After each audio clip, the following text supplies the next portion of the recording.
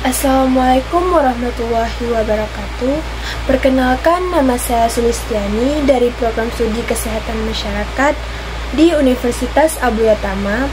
Baik, pada kesempatan kali ini saya akan menjelaskan topik yang sangat relevan dengan kehidupan kita saat ini, yaitu partisipasi digital dalam meningkatkan kesadaran kesehatan masyarakat dan tanggung jawab negara di era media sosial.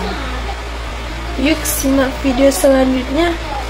Kita semua tentu sadar bahwa era digital telah mengubah cara hidup kita, berinteraksi, dan mengakses informasi. Hampir semua orang loh sampai memiliki smartphone, media sosial seperti Facebook, hingga TikTok. Bukan lagi sekedar hiburan ya teman-teman, tapi juga menjadi sumber utama informasi, termasuk informasi kesehatan. Tapi juga patut dipertanyakan, apakah semua informasi kesehatan yang kita lihat itu benar? Atau apakah masyarakat bisa memilah atau memilih dengan baik? Dan disinilah partisipasi digital menjadi sangat penting untuk kita. Partisipasi digital artinya masyarakat tidak hanya menjadi penonton di media sosial, tetapi juga terlibat aktif dalam diskusi penyebaran dan bahkan menciptakan konten-konten yang berkaitan dengan kesehatan, dan bisa jadi berupa membagikan kampanye webinar kesehatan, ikut webinar, atau menyebarkan edukasi tentang bahaya merokok dan pentingnya vaksin. Contohnya, siapa yang masih ingat tantangan Ice Bucket Challenge? Meski kelihatannya sederhana, ternyata kampanye itu berhasil meningkatkan kesadaran global tentang penyakit ALS. Ini bukti bahwa partisipasi kecil di media sosial bisa berdampak besar loh. Namun, tentu kita tidak bisa terlalu optimis. Ada juga pantangan yang lebih kritis. Banyak partisipasi yang hanya sebatas like dan share atau komen. Tapi perubahan yang nyata di Indonesia sendiri, meski aktivitas digital tinggi, literasi digital belum merata.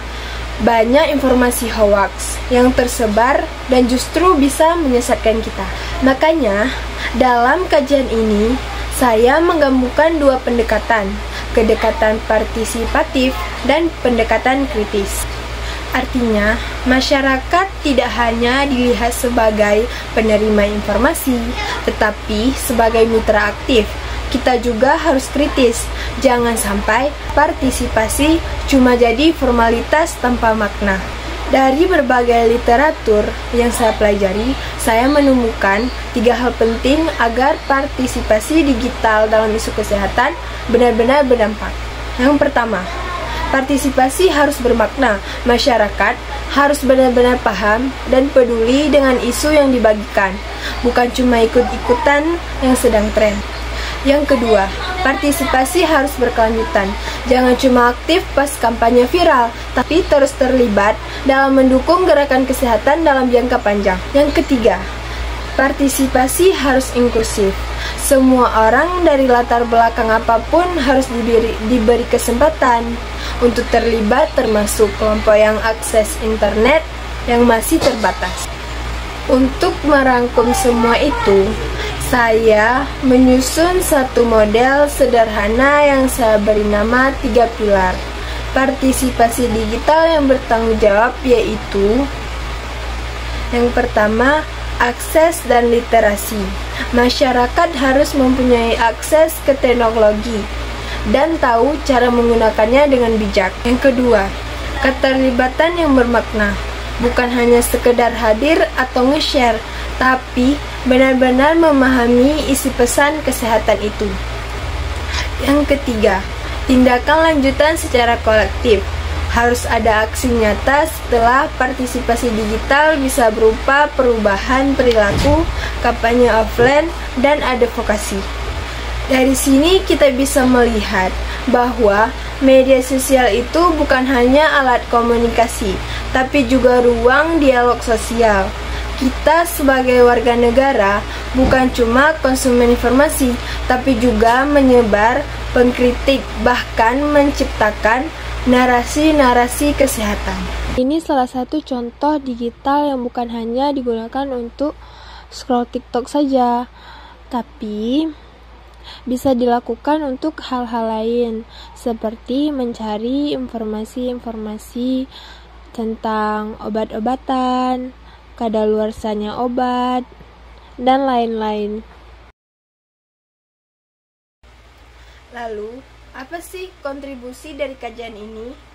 Kajian ini membuka ruang baru, bahwa partisipasi digital tidak boleh hanya dinilai dari jumlah engagement, tapi juga dari kualitas keterlibatan. Apakah masyarakat benar-benar memahami?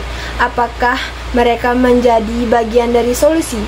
Atau apakah terjadi perubahan dari cara berpikir dan bertindak mereka?